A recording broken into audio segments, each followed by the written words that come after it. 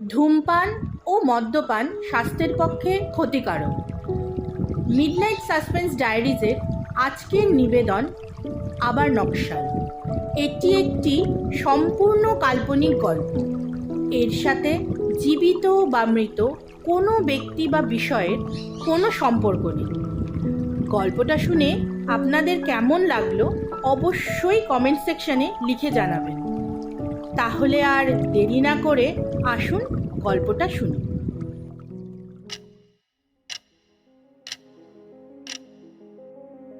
1971 বাংলার চারিদিকে জ্বলছে আগুন। দলে দলে কলেজ পড়ুয়ারা নকশালে যোগদান করছে। তখন রাষ্ট্রপতি শাসন চলা সত্ত্বেও কিছু নেতারা কলমে চালাচ্ছিল নিজেদের সাম্রাজ্য। তাদের কথায় পুলিশ বাহিনী তখন কচুকাটা করছে নকশাল আন্দোলনকারীদের। প্রতিদিন জায়গায় জায়গায় পড়ে থাকছে কলেজ পড়ুয়া বাচ্চা বাচ্চা ছেলেদের লাশ। ঠিক এই সময় নকশাল আন্দোলনকারীদের মধ্যে একজন আজকের গল্পের কাণ্ডারি দুর্গা বসু। ঘটনার সূত্রপাত হয় 1969 সালে। সে সময় দুর্গা এইচএস পরীক্ষা দিয়ে ভর্তি হয় জলপাইগুড়ি বিডি ওমেন্স কলেজে। ছাত্রী হিসেবে দুর্গা ছিল খুব মেধাবী। ইতিহাস, ভূগোল, বিজ্ঞান, অঙ্ক, ইংলিশ সব বিষয়ে সে ছিল পারদর্শী। আর এই জন্য প্রফেসররা তাকে খুব স্নেহ করতেন। অনেক সময় তার বন্ধুবান্ধবীরাও তার থেকে কোচিং নিত। দুর্গার বাড়ির অবস্থা ভালোই ছিল, কারণ তার বাবা নকশালবাড়ি হাই স্কুলের হেডমাস্টার হবার সাথে সাথে ছিলেন প্রায় 20 বিঘা জমির মালিক। সরকারি মাইনে আর জমি থেকে যা আয় হতো তা দিয়ে তাদের তিনজনের খেয়ে পড়ে বেশি। ফলে দুর্গা সে অর্থে কোনোদিন অভাব চোখে দেখেনি। তবে তার গ্রামে প্রচুর এমন মানুষ ছিল যাদের দুবেলা পেটে খাবার জুটত না। সেই মানুষগুলোর দুঃখ কষ্ট দেখে প্রায় দুর্গার চোখ ভিজে যেত জলে। সে তার বাবাকে জিজ্ঞাসা করত, বাবা, আমাদের বাড়িতে এত চাল এত ডাল, প্রতিদিন মাছ মাংস সব হচ্ছে, আর শুক্রাদা, মুন্ডাদা, রানী দিদি এদের বাড়িতে প্রতিদিন ভাত হয় না কেন? এরা প্রতিদিন খাবার পায় না কেন? দুর্গার বাবা এতে কোনো উত্তর দিত না। এই শুক্রা, মুন্ডা, রানী এরা প্রত্যেকেই ওই বাড়ির 5 মাস খাটা শ্রমিক। দুর্গা অনেক সময় তার বাবা মাকে লুকিয়ে বাড়ি থেকে চাল, ডাল, তেল, আলু এসব গরিব দুঃখীদের মধ্যে বিলিয়ে দিত। ছোটবেলা থেকে দুর্গার মনে এই গরিব দুঃখীদের জন্য ছিল এক অগাধ মায়া। তখনকার পশ্চিমবঙ্গ তথা ভারতের এই শ্রমিক শ্রেণীদের অবস্থা ছিল বড়ই ভয়ঙ্কর। এদের ঘরে না ছিল শিক্ষা, না ছিল খাদ্য, না ছিল বস্ত্র। এছাড়াও একটা মানুষের বাঁচতে গেলে যে যে বেসিক নিড ছিল তারা এর কিছুই পেত না। এদের জীবন ছিল দুর্বিষহ। তখন চলছে কালোবাজারির যুগ। বড় বড় মজুতদাররা কলকারখানা এবং মিলের মালিকদের সাথে ডিল করে সস্তায় চাল কিনে ফেক ক্রাইসিস সৃষ্টি করছে মার্কেটে। 5 টাকার চাল কিনতে হচ্ছে 12 টাকা দিয়ে। আর তাই বেশিরভাগ ঘরেই চলছে না উনান। 4টে ভাতের জন্য বাচ্চা বাচ্চা ছেলেমেয়েরা মার আঁচল ধরে কাঁদতে কাঁদতে কখন ঘুমিয়ে পড়ছে তারা নিজেই জানে না। 3-4 দিন না খেয়ে থাকা যেন তাদের একটা অভ্যাস হয়ে গেছে। এই সময় একদিন নকশাল নেতা হারাধন জোয়ারদারের ভাষণ দুর্গা কলেজ যাওয়ার পথে দাঁড়িয়ে দাঁড়িয়ে শুনল। ভাষণে তিনি বলছিলেন, বন্ধুগণ, আজ আমাদের দেশ স্বাধীন হয়ে গেছে প্রায় 20-22 বছর হলো, কিন্তু এতগুলো বছর পার করেও ঘোচনি দরিদ্রতা। গরিবরা আরো গরিব হয়ে যাচ্ছে আর বড় লোকরা আরো বড় লোক হয়ে যাচ্ছে। কালোবাজারিতে ছেড়ে যাচ্ছে পুরো রাজ্য। মার্কেটে ফ্রেড ক্রাইসিস তৈরি করে কোটি কোটি টাকার মুনাফা করছে মজুতদাররা। আর বাচ্চা বাচ্চা ছেলেরা না খেতে পেয়ে মারা যাচ্ছে। আজ নেই শিক্ষা, নেই খাদ্য, নেই বাসস্থান। যে সরকার মানুষের এই বেসিক নিডগুলি কমপ্লিট করতে পারে না সেই সরকারকে আমরা মানি না। আর সমীক্ষায় দেখা গেছে ভারতের 5% লোক ভারতের 80% সম্পদের মালিক, আর বাকি 95% লোক অবশিষ্ট 20% সম্পদ নিয়ে নিজেদের মধ্যে কুকুরের মতো মারামারি করে চলছে অনবরত। আর যাদের হাত দিয়ে আমরা স্বাধীনতা পেয়েছি তাদের পরিচালনায় এমনটাই হওয়ার ছিল। তারা চেয়েছিল শুধু ক্ষমতা। স্বাধীনতার পর বাকি লোকদের কী হবে সেটা তাদের মাথা ব্যথা ছিল না কোনোদিন। নিজেদের আখের গোছানোতেই তারা ব্যস্ত। এদের এডুকেশন সিস্টেম ফ্রড, এরা বুর্জোয়াদের দালালি করে। আমরা যত বেশি পড়ি তত বেশি বোকা হই। কেন্দ্রীয় সরকারের ট্রেড ইকুইলিব্রিয়াম পলিসির জন্য শ্রমিকরা নিজেদের অধিকার থেকে বঞ্চিত হয়ে যাচ্ছে। এই সরকারের শেখানো শিক্ষা আমরা মানি না। এরা ইতিহাসকে পর্যন্ত ম্যানিপুলেট করেছে। আজ ভারত মা ইংরেজদের হাত থেকে মুক্তি পেয়ে এদের হাতে বন্দী। এরা ভারতের সংবিধান পর্যন্ত মানে না। সংবিধানে আছে 25 একরের বেশি জমি ব্যক্তিগতভাবে কারো থাকবে না। কিন্তু বন্ধুগণ, আজকে জোরদাররা বেনামে হাজার হাজার একর জমি আত্মসাৎ করে বসে আছে। তাই আমরা সিদ্ধান্ত নিয়েছি, যেসব জোরদাররা গরিব মানুষদের ঠকিয়ে এত সয় সম্পত্তি করেছে, তাদের থেকে সম্পত্তি কেড়ে নিয়ে ওই গরিবদের মধ্যে বিতরণ করে দেব। তথা যেসব জোরদাররা হাজার হাজার বেনামী জমি নিয়ে এদের আত্মসাৎ করেছে, সেই জমি নিয়ে ভূমিহীন কৃষকদের মধ্যে বিলিয়ে দেওয়া হবে। কিন্তু বন্ধুগণ, এসব বলা যত সোজা, করা ততই কঠিন। তাই আমাদের এই আন্দোলনের সর্বোচ্চ উজাড় করে দিতে হবে। যদি কোনোদিন আমাদের প্রাণের বলি দিতে হয়, তার জন্য আমাদের প্রস্তুত থাকতে হবে। শান্তিপূর্ণভাবে এই আন্দোলন করা সম্ভব নয়, তাই আমাদের হাতে তুলে দিতে হবে অস্ত্র। আমরা এক এমন দেশ গঠন করব, সেই দেশে সবাই সমান। কোনো বড় লোক, কোনো গরিব বলে কিছু থাকবে না, সবাই হবে সমান। আর যখন দেখি বাচ্চা বাচ্চা ছেলেগুলো দুটো ভাতের জন্য কাঁদতে কাঁদতে মরছে, আর ওইদিকে বড় লোকের বাচ্চারা খাবার নষ্ট করছে, আমি নিজেকে সামাল দিতে পারি না। তাই আজকে আমি এক নকশালপন্থী, আর আগামী দিনে এই নকশাল দেশকে ঠিক করেই ছাড়বে। তাই তোমাদেরও বলছি, নকশালে যোগদান করো। আজ ভারত স্বাধীন হয়নি, শুধু মালিকানা পরিবর্তন হয়েছে। বর্তমান মালিক আগের মালিকের চেয়েও নিকৃষ্ট। আজ ভারত মা তোমাদের ডাকছে, এসো তোমরা মায়ের কাছে নিজেকে অর্পণ করো। সবাই একসাথে বলো, ইনকলাব জিন্দাবাদ, ইনকলাব জিন্দাবাদ, ইনকলাব জিন্দাবাদ, নকশাল দীর্ঘজীবী হোক। করতালি আর উপস্থিত শ্রোতাদের চিৎকারে জায়গাটি গম গম করতে থাকে। সব শুনে দুর্গার মনে চলতে থাকে প্রশ্ন। সে ভাবে, তাই তো, এত লোক না খেতে পেয়ে আছে, এত লোকের মাথায় ছাদ নেই, এত লোক ছেঁড়া জামা কাপড় পরে ঘুরে বেড়াচ্ছে। কেন এমন হবে? এক শ্রেণীর মানুষ প্রতিদিন দুধ ভাত খাবে, আর আরেক শ্রেণীর মানুষের খাওয়ারই জুটবে না। না না না, এ হতে দেওয়া যায় না। সে সিদ্ধান্ত নেয় যে নকশালে যোগদান করবে। কথা মতো কাজ হলো। দুর্গা নকশালে যোগ দিল, আর অল্প দিনেই দুর্গা হয়ে উঠল নকশালের এক প্রমুখ লিডার। দুর্গারা উত্তরবঙ্গের দায়িত্বে ছিল। প্রথম দিকে তাকে রাইফেল চালানো, পিস্তল চালানো, বোমা বানানো এসব শেখানো হলো। তারপর পরিকল্পনা হিসাবে তারা কিভাবে কাজ করবে, দেশকে ঠিক করবে, কিভাবে কালোবাজারি আটকাবে, কিভাবে শয়তান জোরদারদের হাত থেকে ভূমি নিয়ে ভূমিহীন কৃষকদের মধ্যে বিলি করবে, তা শেখানো হলো। খুব অল্প দিনেই দুর্গা সকল কার্যে পারদর্শী হয়ে উঠল, সঙ্গে সবার প্রিয় হয়ে উঠল, বিশেষ করে হারাধন জোয়ারদারের। একবার দুর্গার কানে খবর এলো, চা মিল মালিক শঙ্করলাল বেআইনিভাবে মিলের চা শ্রমিক মগরু সান্থালের জমির সব ফসল আত্মসাৎ করেছে। মগরু বাধা দিতে গেলে শঙ্করলালের পোষা গুন্ডারা তাকে খুব মারধর করেছে। এই কথা শুনে দুর্গা দলের কয়েকজনকে নিয়ে শঙ্করলালকে শিক্ষা দিতে একটা প্ল্যান বানায়। ঠিক হয়, প্রথমে তারা শঙ্করলালকে তার চা ফ্যাক্টরি থেকে উঠিয়ে নিয়ে আসবে এবং গ্রামে সমস্ত গ্রামবাসীর মাঝখানে তাকে রেখে তার এই জঘন্য কার্যের বিচার হবে। দুর্গা তার বন্দুকটা সত্যকে দিয়ে এবার সে ভিজতে ভিজতে শঙ্করলালের ফ্যাক্টরির গেটের সামনে এসে দাঁড়ায়, আর গেটের মধ্যে জোরে জোরে ধাক্কা দিতে থাকে। গেটের মাঝখানের কিছুটা অংশ সরে গিয়ে গেটের ভেতর থেকে দারোয়ান দুর্গার উদ্দেশ্যে বলে, कौन है वहाँ? बाबू, मैं रानी। कौन रानी? तनिक गेट खोल दीजिए बाबू, मैं रास्ता भूल गई हूँ और पूरा भीग गई हूँ, दया करो मालिक। এবার দারোয়ান দরজার ফাঁকা দিয়ে দুর্গাকে দেখে। সে দুর্গার রূপ দেখে মোহিত হয়ে যায়।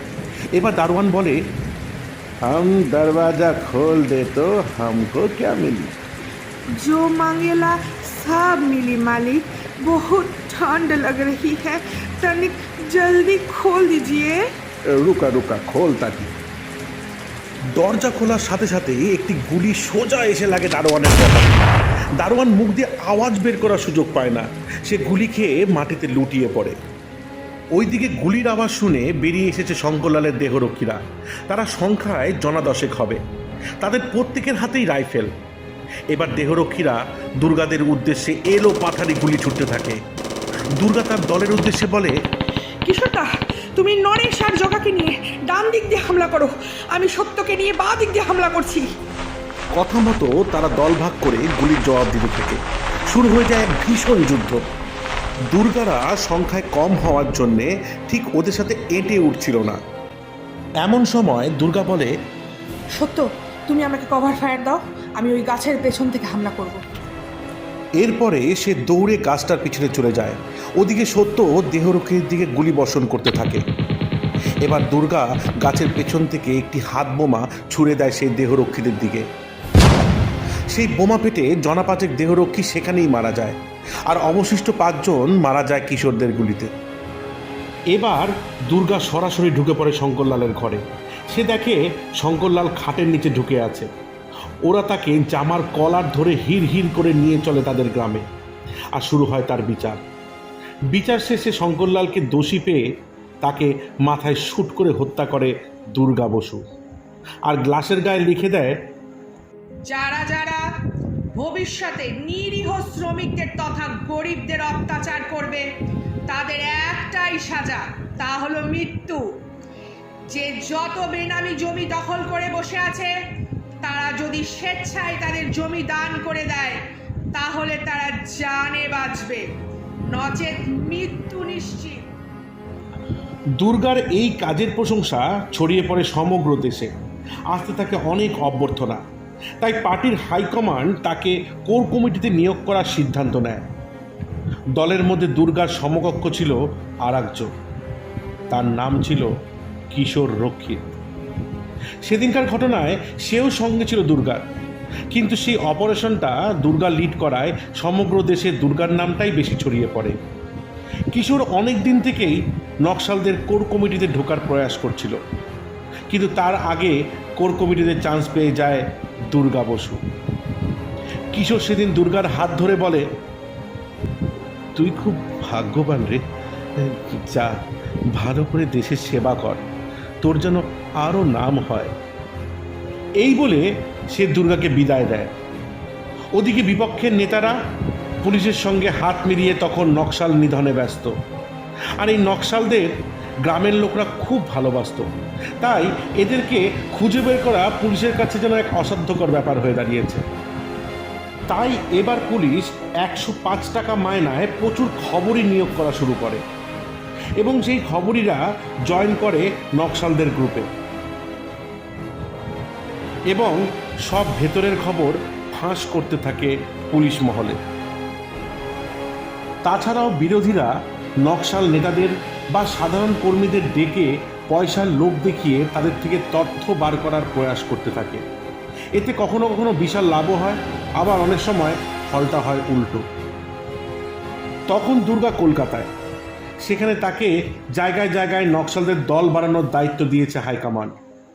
এছাড়াও দলে মহিলাদের নিয়োগ করার দায়িত্বও ছিল তার কাঁধে।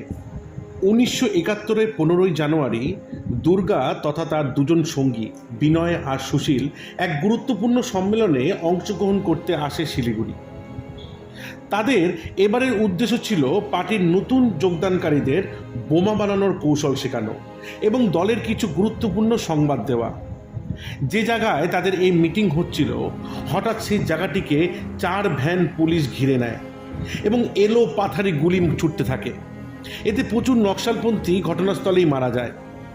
সেদিন হারাধন জোয়ারদার, দুর্গা বসু, বিনয়, সুশীল আর কেদার বৈকুণ্ঠপুর জঙ্গলের দিকে পালায় এবং তার পিছনে ধাওয়া করে তখনকার জাদ্রেল পুলিশ অফিসার সুজয় পান্ডা। এই সুজয় পান্ডার খাতায় এই কয়েকদিনেই প্রায় 150 এনকাউন্টারের অভিজ্ঞতা জমা হয়ে গেছে। তারা পালাতে পালাতে হঠাৎ পুলিশের ছোড়া গুলিতে প্রথম নিহত হয় কেদার। গুলিটি কেদারের পিঠ দিয়ে ঢুকে হাট ফুটো হয়ে বেরিয়ে যায়। মাটিতে লুটিয়ে পড়ে কেদার। দুই একবার হাঁ করে, তারপরে তার দেহ চিরতরে শান্ত হয়ে যায়। ধরা না দেওয়ার জন্য বাকিরা প্রাণপণে দৌড়াতে থাকে জঙ্গলের দিকে। পরের গুলিটা লাগে বিনয়ের মাথায় এবং সঙ্গে সঙ্গে মাথার থেকে কিছুটা ঘিলু ছিটকে গিয়ে লাগে দুর্গার গালে। কিন্তু শেষে ধরা পড়ে যায় হারাধন, দুর্গা আর সুশীল। তাদের তিনজনকে অ্যারেস্ট করে পুলিশ নিয়ে আসে পুলিশ স্টেশনে এবং তাদের জিজ্ঞাসাবাদ শুরু হয়। পুলিশ হাজার অত্যাচার করেও ওদের কারোই মুখ খোলাতে পারে না। তাই এদের পরদিন পুলিশ জিপে করে নিয়ে আসে বৈকুণ্ঠপুর জঙ্গলে আর বলে, যা, তোদের ছেড়ে দিলাম। উপর থেকে তোদের অর্ডার এসেছে তোদের মুক্ত করে দেওয়ার জন্য। যা পালা। ওরা তিনজন 5-6 পা এগোতেই ওদের কানে একটি আওয়াজ ভেসে আসে ফায়ার! আর সঙ্গে সঙ্গেই পুলিশ ওদের উদ্দেশ্যে গুলি ছোড়ে। পুলিশের ছোড়া প্রথম গুলিতে মারা যায় সুশীল, দ্বিতীয় গুলিতে মারা যায় হারাধন, আর তৃতীয় গুলিটা গিয়ে লাগে দুর্গার পিঠে। সুশীল আর হারাধন মারা গেলেও দুর্গা তখনও মরেনি, কিন্তু তার চোখ ভারী হয়ে আসছিল। চারিদিক সে আবছা দেখছিল। এমন সময় তার মুখের উপরে হুমড়ি খেয়ে পড়ে এক পরিচিত মুখ। মুখটি বলে, এতগুলো টাকার অফার, নিজেকে কন্ট্রোল করতে পারলাম না রে, তাই তোদের ঠিকানাটা বলে দিতে হলো। আর তোর উপরে তোমার বরাবরই ক্ষোভ ছিল।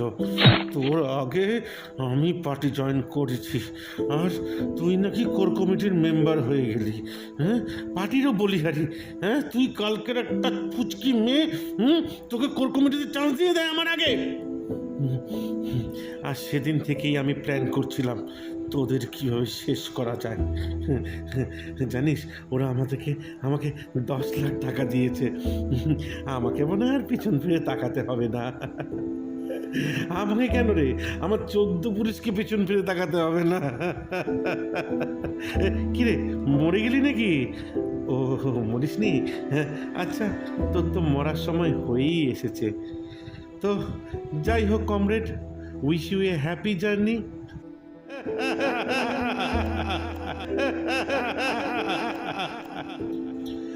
কথাগুলো বলছিল কিশোর। দুর্গার কথা বলার ক্ষমতা ছিল না। তার চোখ শুধু দেখল কিশোরের পা দুটো আস্তে আস্তে তার সামনে থেকে ঘুরে হাঁটতে হাঁটতে দূরে চলে গেল, যেখানে পুলিশের দারোগা সুজয় পান্ডা দাঁড়িয়ে আছে। তারা হাত মেলালো আর দুর্গার দিকে তাকিয়ে জোরে জোরে হাসল। এইটুকু দেখে দুর্গার চোখ চিরতরে বন্ধ হয়ে গেল। মারা গেল দুর্গা বসু। তিনজন নকশালীদের মৃতদেহের পায়ে দড়ি বেঁধে রাস্তায় ছেঁচড়ে এদেরকে নিয়ে আসা হলো পুলিশ স্টেশনে। তারপরে এদের পোস্টমর্টম করে লাশগুলো পরিবারের সদস্যদের হাতে তুলে দেওয়া হলো। কান্নায় ভেঙে পড়ল হেডমাস্টার জ্যোতির্ময় বাবু। পরদিন গ্রামের সবাই মিলে সৎকার করলো তাদের নেত্রী দুর্গা বসুকে। এখানেই গল্পের শেষ। এবার আমরা চলে যাই 2001-এ। জায়গাটার নাম মুম্বাই। শহরটার চারিদিকে চলছে উন্নয়ন, তৈরি হচ্ছে ফ্লাইওভার, উঠছে গগনচুম্বী ইমারত। তখনকার এক বড় বিল্ডার তথা সোশ্যাল ওয়ার্কার দীনানাথ ঘোষ। বাঙালি মানুষকে সচরাচর বড় ব্যবসায়ী হিসেবে দেখা যায় না। বাঙালিরা বেশিরভাগই চাকরিজীবী হয়, কিন্তু এক্ষেত্রে যেন জিনিসটা উল্টো। এই ভদ্রলোক ব্যবসাটা এত ভালো বোঝেন যে বড় বড় তাবর তাবর ব্যবসায়ীরাও একে গুরু হিসাবে মানে। লোকটির ব্যবহার এবং সবার সঙ্গে এত সুন্দর তালমিল মেনটেন করে চলেন যে এক কথায় লোকটিকে যে কেউ আদর্শ রূপে দেখতে পারে। উনি কারো দুঃখ দেখতে পারেন না। শহরের যেসব জায়গায় বস্তি আছে, বছরে কমপক্ষে 4 থেকে 5 বার উনি সেখানে গিয়ে মুক্ত হস্তে দান করেন। তিনি যেন ওখানকার মসিহা। কার ছেলের পড়াশোনার জন্য টাকা লাগবে, কার মেয়ের বিয়ের জন্য টাকা লাগবে, সবার যেন আবদার মেটানোর জন্যই তার জন্ম। এক কথায় বলতে গেলে ওনার মতো ভালো মানুষ এই জগতে মেলা ভার। ওনার একমাত্র মেয়ে সুচন্দা ঘোষ, কলেজের ফার্স্ট ইয়ারের স্টুডেন্ট। মেয়েটিও তার বাবার মতোই অমায়িক। ঘোষবাবুর জেনারেল ম্যানেজারের নাম অভিজিৎ গুহ। ইনি ছাত্র জীবনে ছিল খুব মেধাবী এবং উপস্থিত বুদ্ধিসম্পন্ন। ওর ওই প্রতিভা দেখেই ঘোষবাবু নিজের ম্যানেজার করে। আজ দীর্ঘ 5 বছর ধরে অভিজিৎ ঘোষবাবুর কোম্পানিতেই কাজ করছে। ঘোষবাবুর মেয়ে সুছন্দা অভিজিৎকে খুব পছন্দ করত, কিন্তু সে তাকে ভালোবাসা ব্যক্ত করতে একটু ইতস্তত বোধ করত। একদিন কোম্পানির অ্যানুয়াল পার্টিতে সুছন্দা আর অভিজিৎ একটু নিরিবিলিতে দাঁড়িয়ে নিজেদের মধ্যে কথাবার্তা বলছিল। এমন সময় সুছন্দা নিজের মনের ভাব অভিজিৎকে জানায়। সে বলে, অভিজিৎ দা, একটা কথা জিজ্ঞেস করব? হ্যাঁ বলো। তোমার কি কোনো গার্লফ্রেন্ড আছে? না, নেই। কেন? তুমি যেদিন প্রথম আমাদের কোম্পানি জয়েন করলে, আমি সেদিন থেকেই তোমার প্রেমে পড়ে যাই, কিন্তু এতদিন সাহস করে বলে উঠতে পারিনি। কিন্তু আজ আমি তোমায় বলছি, আমি তোমায় খুব ভালোবাসি অভিজিৎ দা। না না না, এ হয় না সুছন্দা। আমি ঘোষবাবুর কোম্পানিতে চাকরি করি, উনি আমার মনিব। ওনাকে না জানিয়ে বা ওনার মত না নিয়ে আমি তোমাকে কোনো জবাব দিতে পারবো না। আচ্ছা, যে কথাটা আমায় বলেছো তা তুমি তোমার বাবাকে গিয়ে জানাও। ওনার যদি কোনো অমত না থাকে তাহলে আমারও কোনো অমত নেই। এই কথা সুচন্দা পরদিনই ঘোষবাবুকে মানে তার বাবাকে জানিয়ে দেয়। আর ঘোষবাবু অভিজিতের উত্তর শুনে খুব খুশি হয়ে যান এবং তিনি ওদের 4 হাত এক করে দেওয়ার সিদ্ধান্ত নেন। তাই 2003-এর 23শে জানুয়ারি সুচন্দা আর অভিজিতের বিয়ে হয়ে যায়। আর 2005 সালের 15ই জানুয়ারি তাদের ঘরে জন্ম নেয় একটি ফুটফুটে কন্যা সন্তান। চিরকুট তুলে তার নাম স্থির করার জন্য সিদ্ধান্ত নেওয়া হয়। যে নামটি সবচেয়ে বেশি লোক তোলে সে নামটি হলো গার্গী। তাই ঘোষবাবুর নাতনির নামকরণ হয় গার্গী গুহ। সে ছিল ঘোষবাবুর প্রাণ। ঘোষবাবুর স্ত্রী সুচন্দাকে জন্ম দিয়েই মারা গেছিলেন, তাই গার্গী দিদিমার ভালোবাসা থেকে ছিল চিরবঞ্চিত। অনেক ছোট থেকেই তার দাদুকে মানে ঘোষবাবুর দিকে সে শীতল দৃষ্টিতে তাকিয়ে থাকতো, আর তার হাত বারবার ঘোষবাবুর পাঞ্জাবির কলার ধরে থাকতো। মাঝে মাঝে ঘোষবাবু তার নাতনিকে জিজ্ঞাসা করতো, কিরে আমাকে মারবি না কিরে, গুন্ডি হবি বড় হলে, গুন্ডি। এমন করে গার্গী বড় হতে থাকে। যখন গার্গীর 10 বছর বয়স হলো, সেদিন ঘটে এক অবিশ্বাস্য ঘটনা। সেদিন ছিল গার্গীর 10ম জন্মদিন এবং সেটা হয়েছিল খুব ঘটা করে। ঘোষবাবু তার সকল বন্ধু বান্ধবদের, সকল অফিস কর্মচারীদের নিমন্ত্রণ করে এবং এলাহি আয়োজন করে। অনুষ্ঠানে আসা প্রতিটা লোক ঘোষবাবুর এই আয়োজন দেখে চকিত হয়ে যায়।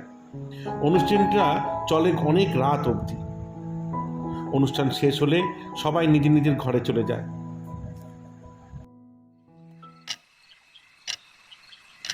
ঘোষবাবু ঘুমিয়ে পড়লে রাত 3টার দিকে হঠাৎ তার ঘুম ভেঙে যায় খসখস শব্দে। সে বোধ করে কেউ যেন তার ঘরে প্রবেশ করেছে। সে তাকিয়ে দেখে গার্গী তার পাশে দাঁড়িয়ে আছে, আর তাকিয়ে আছে এক শীতল দৃষ্টিতে। চমকে উঠে ঘোষবাবু বলে, আরে দিদি ভাই, তুমি এত রাত্রে এখানে, তুমি এখনো ঘুমোওনি? তোমার তো সব চুল পেকে গেছে কিশোরদা। গার্গীর মুখে কিশোর নামটা শুনে দীনানাথ ঘোষের মাথায় যেন বাজ ভেঙে পড়ে। তার মাথাটা বন বন করে ঘুরতে থাকে।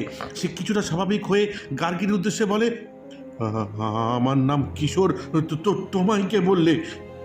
গার্গী বলে, তুমি দুনিয়ার কাছে আজকে দীনানাথ ঘোষ, কিন্তু আমি তোমার আসল পরিচয়টা জানি কিশোর নন্দী।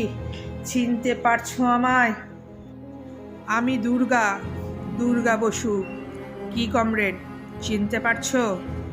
দীনানাথ ঘোষ ওরফে কিশোর চিৎকার করে বলে, আমি কিশোর নই, আমি দীনানাথ ঘোষ।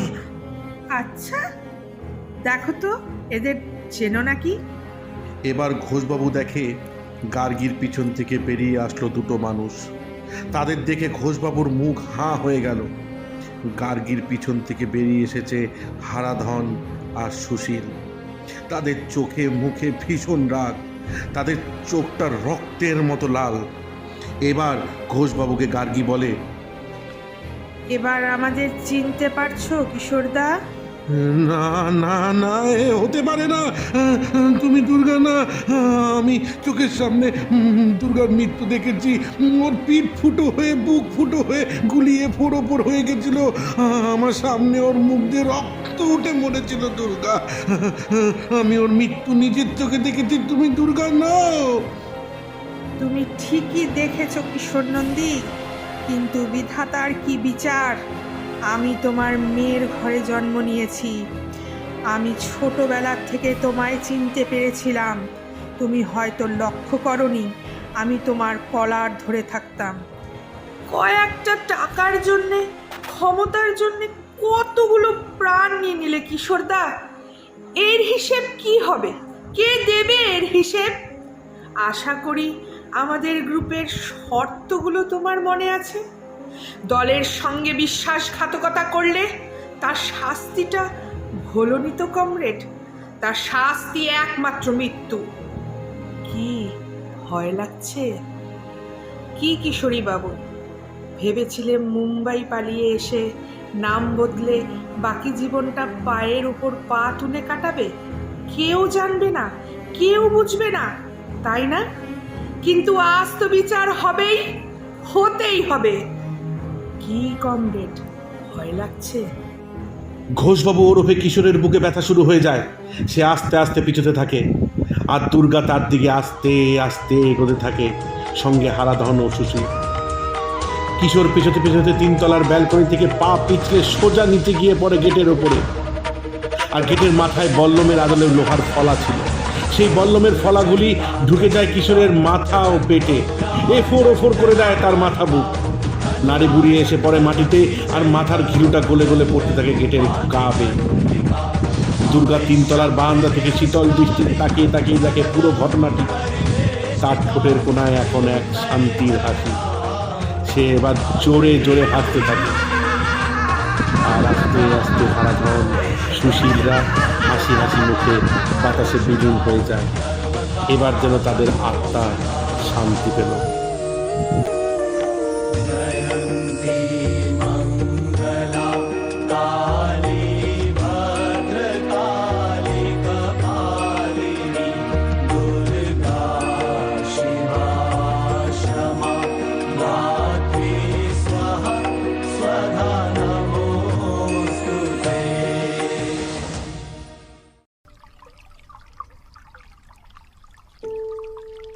এতক্ষণ আপনারা শুনলেন আবার নকশাল। গল্প পাঠে দুর্গা, রানী ও গার্গীর ভূমিকায় সুমনা গুইন, হারাধন, কিশোর, দারোয়ান, অভিজিৎ, দারোগা সুজয় পান্ডার ভূমিকায় নীল, সুছন্দার ভূমিকায় এবং গল্পের সূত্রধর আমি মধুরিমা, আবহ নির্মাণে ঋত্বিক গুইন। গল্পটি শুনে আপনাদের ভালো লাগলে অবশ্যই সাবস্ক্রাইব এবং লাইক করতে ভুলবেন না। আমরা খুব তাড়াতাড়ি ফিরে আসব আরও একটি রোমাঞ্চকর গল্প নিয়ে। ভালো থাকবেন, সুস্থ থাকবেন আর শুনতে থাকুন মিডনাইট সাসপেন্স ডায়েরিজের গল্প। ধন্যবাদ।